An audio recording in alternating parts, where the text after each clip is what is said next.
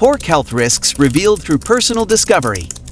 2 years ago, my doctor delivered news that completely changed my relationship with pork. After experiencing persistent inflammation and digestive issues, blood tests revealed elevated cholesterol and concerning inflammatory markers. When we examined my diet closely, pork consumption emerged as a significant factor I never considered. This discovery led me down a research path that uncovered shocking truths about pork's impact on human health. The information I found from medical institutions worldwide opened my eyes to risks most people never consider when choosing their protein sources. Pork naturally contains higher levels of inflammatory compounds compared to other meats. The arachidonic acid content in pork can trigger inflammatory responses in sensitive individuals, particularly those over 40. This matters because chronic inflammation contributes to numerous health conditions as we age. First, pork's saturated fat content significantly exceeds most other protein sources. A typical 3.5-ounce serving contains approximately 7 to 9 grams of saturated fat, representing nearly half the daily recommended limit according to the American Heart Association. This elevated saturated fat intake directly correlates with increased cardiovascular disease risks. Second, processed pork products contain nitrates and nitrites that form nitrosamines during cooking.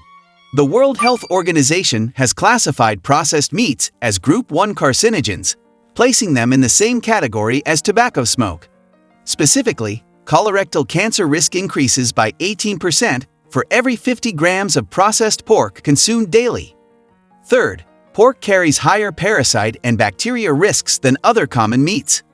Trichinella spiralis, hepatitis E virus, and Yersinia enterocolitica can survive in undercooked pork.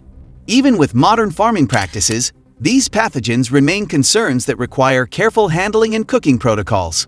Fourth, the high purine content in pork can trigger gout attacks in susceptible individuals. Purines metabolize into uric acid, and excessive levels crystallize in joints, causing severe pain and inflammation. People with existing gout conditions often experience flare-ups after consuming pork regularly. My personal journey with reducing pork consumption began immediately after my diagnosis. Within 6 weeks, my inflammatory markers decreased by 30%, and my energy levels improved dramatically.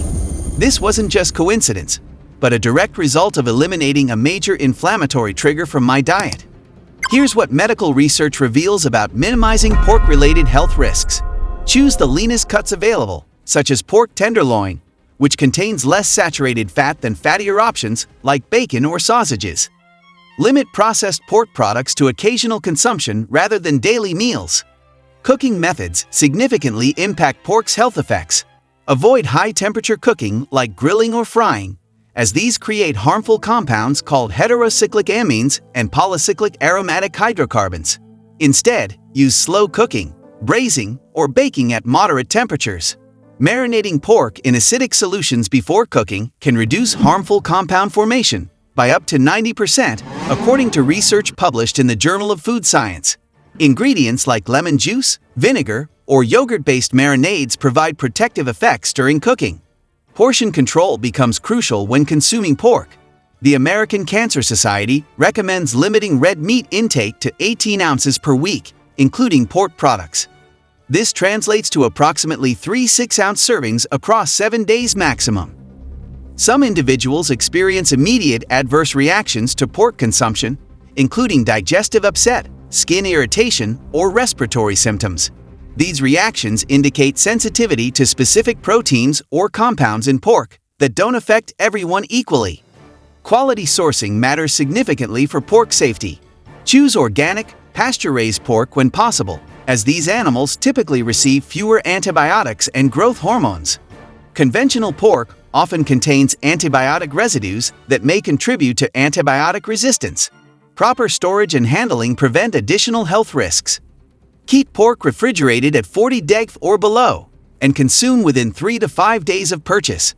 Cook pork to an internal temperature of 145 degrees, followed by a 3-minute rest period to eliminate potential pathogens. To track your health progress after reducing pork consumption, monitor energy levels, digestive comfort, and inflammation symptoms. Keep a simple food diary, noting how different proteins affect your overall well-being and physical comfort. Remember that complete pork elimination isn't necessary for most people. Informed choices about frequency, preparation methods, and sourcing can significantly reduce health risks while still allowing occasional enjoyment of pork dishes.